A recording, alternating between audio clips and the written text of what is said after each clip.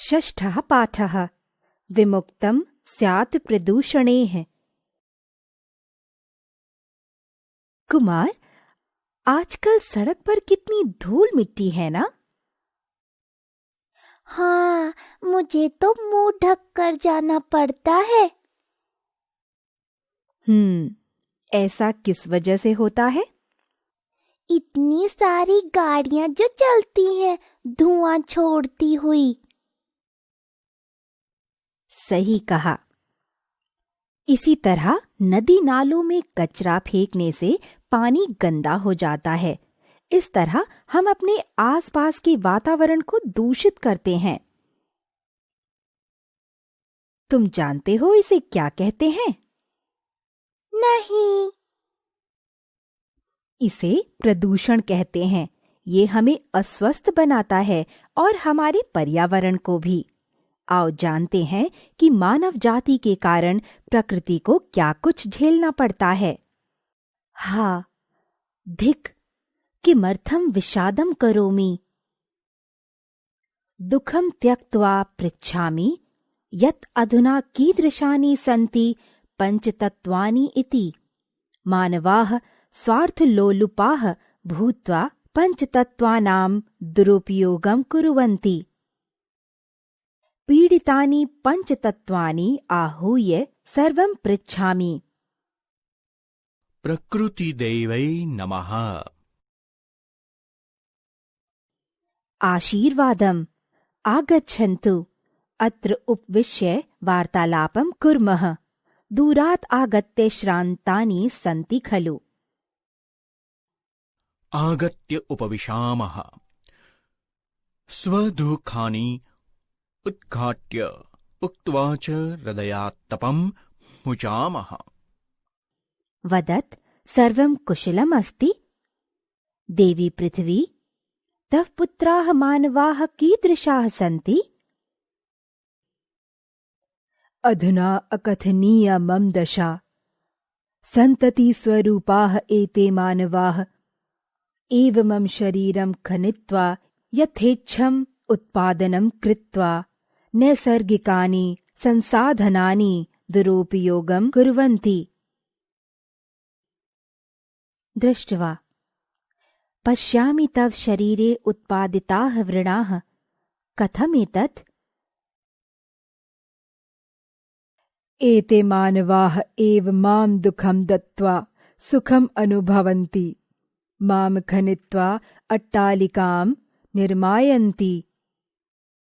कृषकाः अपि कृत्रिम उर्वरकस्य प्रयोगं कृत्वा मां विषाक्तं कुर्वन्ति। बालकाः प्लास्टिक् निर्मितानि वस्तूनि क्षिपन्ति, मां कुरूपं च कुर्वन्ति। हा देव, जनन्या सह कीदृशः व्यवहारः। आह, तव वेदनाम् अहमपि अनुभवामि। अलम् विलापेन सर्वत्र अवकरं क्षिप्त्वा तव पुत्राः विनाशकाः इव व्यवहरन्ति। शोभनम् समीचीनं माते।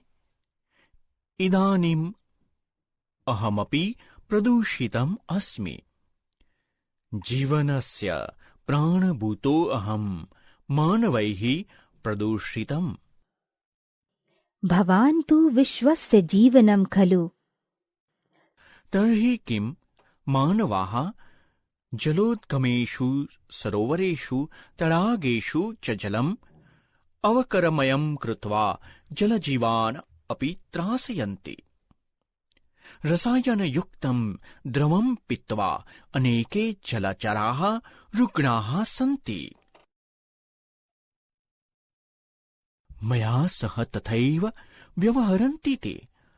भौतिके विश्वे जनाः वाहनानि व्यवहरन्ति। तैः उत्सर्जितैः धूम्रैः अहमपि मलिनः अस्मि। त्वां प्रदूषितं कृत्वा जनाः स्वयमेव जीवनं दूषयन्ति। एते अनाभिज्ञाः ब्रह्माण्डस्य अवमाननां कृत्वा प्रकृतेः सन्तुलनं छिन्नं भिन्नं च कुर्वन्ति। तस्मात् एव कारणात् पर्यावरणस्य सन्तुलनं विकृतम् अभवत्। पृथिवीं विजित्य जनाः चन्द्रमङ्गलादिषु ग्रहेषु आधिपत्यं स्थापनाय यत्नं कुर्वन्ति। उपग्रहाणां च प्रक्षेपयित्वा ते मम वक्षं दोलयन्ति, येन अहं महत् कष्टम् अनुभवामि। कदाचित् अग्निदेवः तु रक्षितः भवेत्। अहं तेषु ऊर्जारूपेण उषित्वा ओजं तेजं च यच्छामि। परं मम शक्तेः दुरुपयोगं कृत्वा विषादेः, कलहेः, हिंसया च मामपि प्रदूषयन्ति। साम्प्रतं क्रोधविध्वंसकरूपेण वसामि। युष्माकं व्यथां विज्ञाय सर्वम् अवगतम्। ग्लोबल वार्मिंग इति एतस्य एव प्रभावः। यथा स्वस्थशरीराय पञ्चतत्त्वानां सन्तुलनम् आवश्यकम्, तथैव प्रकृतेः रक्षणाय पृथिवी, जल, वायु, अग्नि, आकाश इत्यादीनां सन्तुलनम् अत्यावश्यकम्। उच्यते पर्यावरणस्य रक्षायै यत्नं कुर्वन्तु मानवाः, येनेदं सकलं विश्वं विमुक्तं स्यात् प्रदूषणैः। पाठ सारः। कत्वा एवं ल्यप प्रत्ययों के प्रयोग के द्वारा पर्यावरण प्रदूषण के प्रति चिंता प्रकट की गई है। पाठ में प्रकृति एवं पंच तत्वों के वार्तालाप के माध्यम से जल, वायु और मिट्टी को प्रदूषित करने वाले तत्वों की चर्चा की गई है। इन प्रदूषणों से प्रकृति और मनुष्य जीवन किस प्रकार प्रभावित हो रहा है, इस पर भी प्रकाश डाला गया है। पाठ के अनुसार प्रकृति देवी पंच तत्वों से उनका हालचाल पूछती है कि स्वार्थी मानव ने उनका जो दुरुपयोग किया है, उससे उनको किस प्रकार का दुख पहुंचा है। प्रकृति देवी के पूछने पर पृथ्वी उसे बताती है कि उसके मानव पुत्रों ने अत्यधिक खनन करके उसके शरीर को अत्यधिक क्षति पहुंचाई है। इसी के साथ प्रकृति के अनेक संसाधनों का दुरुपयोग भी वे कर रहे हैं। प्रकृति पृथ्वी के शरीर के घावों को देखकर विचलित होती है। पृथ्वी बताती है कि मनुष्य उसे दुख देकर सुख का अनुभव करते हैं। मुझे खोदकर वे ऊंचे भवन बना रहे हैं। किसान कृत्रिम खादों का प्रयोग कर मुझे विषैला कर रहे हैं। बालक भी प्लास्टिक की वस्तुओं का प्रयोग करके उन्हें इधर उधर फेंककर उसे कुरूप बना रहे हैं। हे मेरे भाग्य, माता के साथ ये कैसा व्यवहार है। पृथ्वी को सांत्वना देती प्रकृति कहती है कि वास्तव में उसके पुत्र सर्वत्र गंदगी फैलाकर विनाश का कार्य कर रहे हैं। इसी बीच जल बताता है कि मैं तो जीवन का आधार ही हूँ, किंतु मानवों द्वारा प्रदूषित हूँ। लोग जलों के स्रोत, सरोवरों और तालाबों के जल को गंदा करके जल जीवों को कष्ट पहुंचाते हैं। रसायन युक्त जल पीकर अनेक जलीय जीव बीमार होते हैं। वायु बताती है कि ऐसा ही व्यवहार मेरे साथ भी हो रहा है। संसार में लोग वाहनों का प्रयोग करते हैं।